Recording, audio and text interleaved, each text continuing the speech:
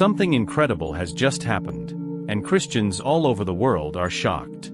According to tradition, once someone is chosen as the guardian of the Ark of the Covenant after the previous guardian has passed away, they are kept in a specific chapel permanently. They are never allowed to leave, remaining close to whatever sacred object is inside. Over the years, I met 3 of these guardians, and I noticed something striking. They all had cataracts covering their eyes. They all blamed their blindness on the object in the chapel, whether it is truly the Ark of the Covenant or not. What's even more unsettling is that these guardians usually don't live long after being appointed. Watch the full video to explore the fascinating story in greater detail. Recently, some new information about the Ark of the Covenant has come to light. But before I share it, let me warn you, the content in this video is controversial. If you're not open-minded, you might want to stop watching now. Now, let's dive in. One of the Bible's greatest mysteries is the lost Ark of the Covenant, believed to contain the 10 Commandments. Many believe the Ark has been hidden away, its location remaining a mystery to this day. Ethiopia has been home to the Ark of the Covenant for over 3,000 years, making it a key part of the country's religious and cultural identity. Ethiopia is the only nation that claims to have the Ark, and the Ethiopian Jews, known as Falashas, have ancient traditions that support this claim, adding to the mystery of their origins. But is the Ark really there? And if it is, what secrets does it hold? Author Graham Hancock follows the Ark's journey to Ethiopia's holiest city, and in his research, he points out that the history of the people who protect the Ark challenges the belief that it is real.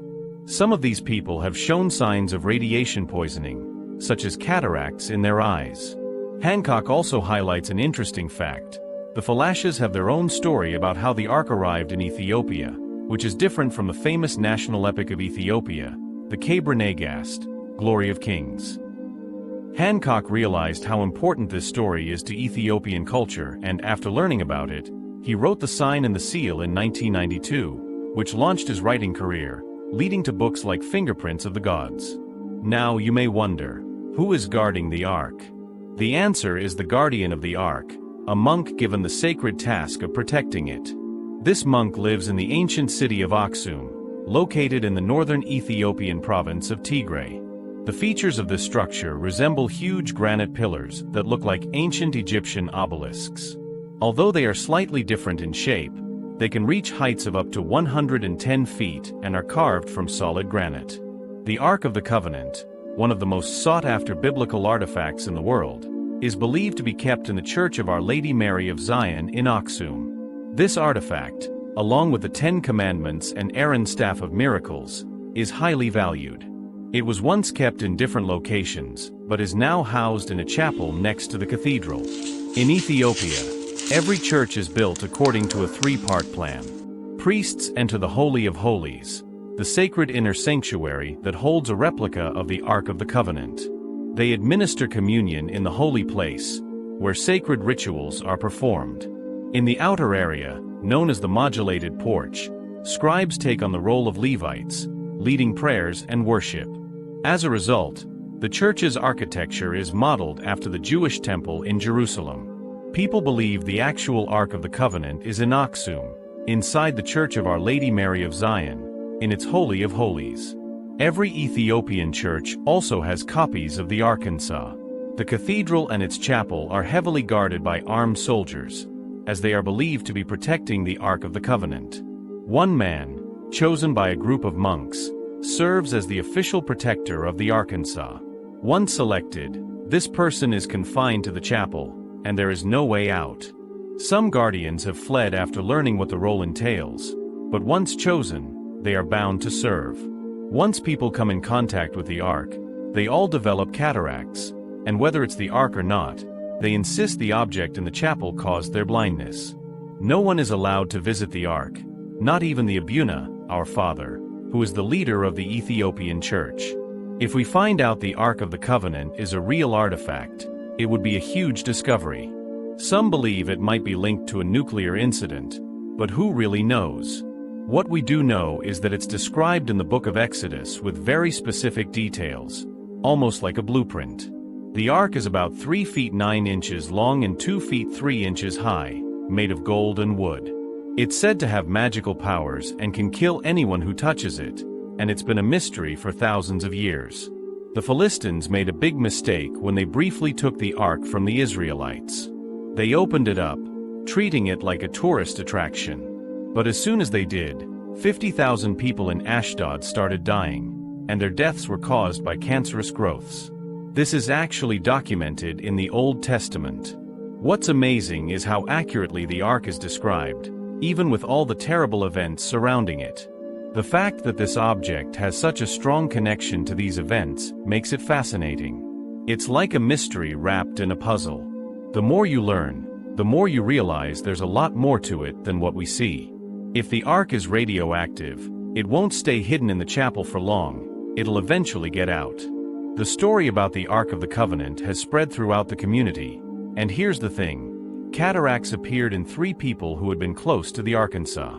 They all linked it to the Ark, which is described as a fiery object. One of them even said that when asked how it looked, he described it as a gold-covered box, just like the Bible says.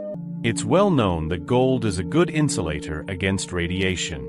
The idea that someone might be hiding the Ark's location from the rest of the world sounds unbelievable. But what if we actually found it, just as the Bible describes, exactly where it says it would be?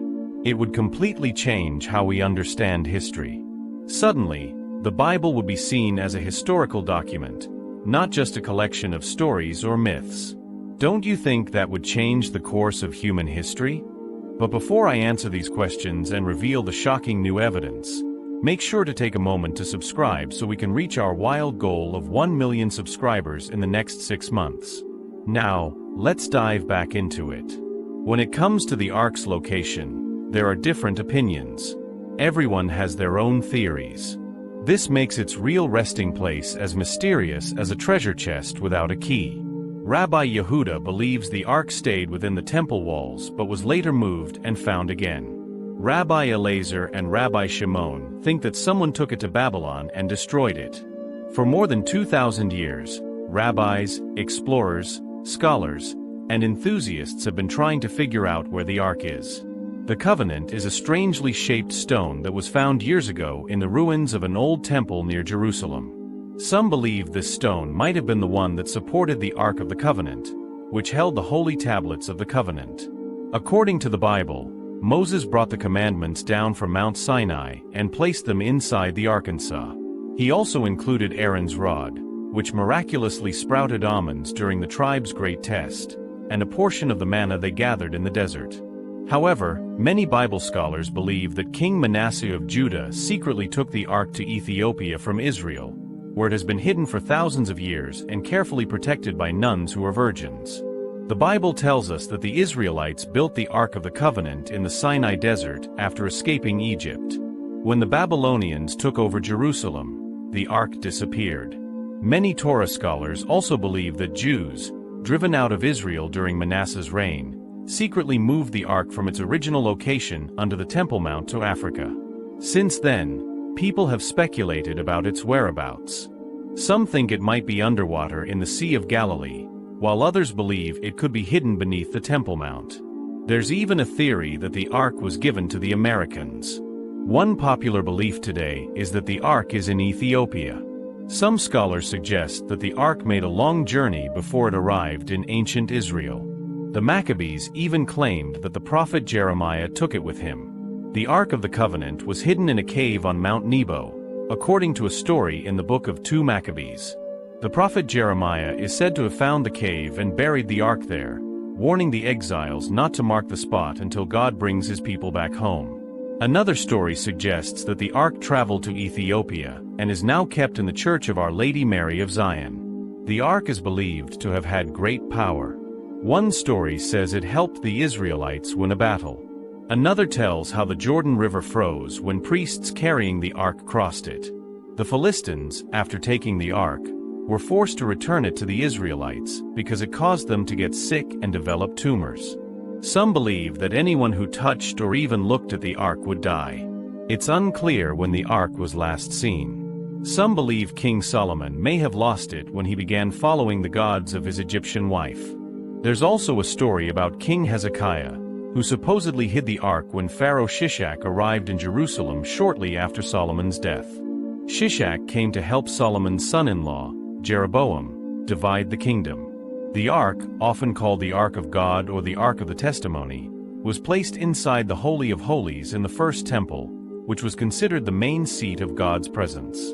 It remained there until the temple was destroyed by the Babylonians in 586 BCE. He claimed to have decoded numerical codes in the Bible and concluded that someone had hidden the ark near a canal and water tunnels that were once used to drain blood from the temple's sacrificial offerings.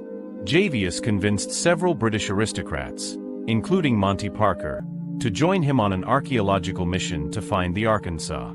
The Ark of the Covenant is one of the greatest mysteries of our time. It's believed to be the holiest object in Jewish history because it represents the moment when God gave the Israelites the Torah on Mount Sinai. In Jewish tradition, it's considered the holiest item that has ever existed. For some, faith isn't just a feeling, it's something they need to see with their own eyes. If they could witness the Ark firsthand, they believe it would be the strongest proof of God's presence in